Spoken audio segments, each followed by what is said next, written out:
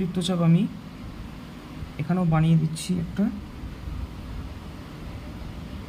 আর এর যে মাপটা সেই মাপটা সমান করে এখানে একটা বৃত্তচাপ ছেদ করলাম। একটু ব্লার হয়ে যাচ্ছে, অ্যাকচুয়ালি ফোকাসটা লাইটের জন্য সবসময় ঠিক করে নেয় না।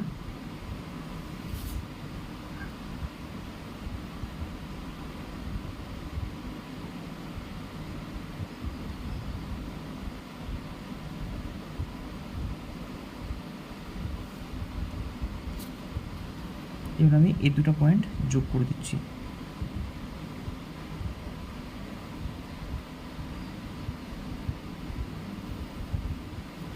স্টুডেন্টস, আমি কিন্তু এইভাবে একটা সমান্তরাল সরলরেখা আঁকাতে পারবো। নেক্সট দেখো, আর একটা প্রসেস তোমাদের দেখাচ্ছি, আর একটা প্রসেস কী করে করবো।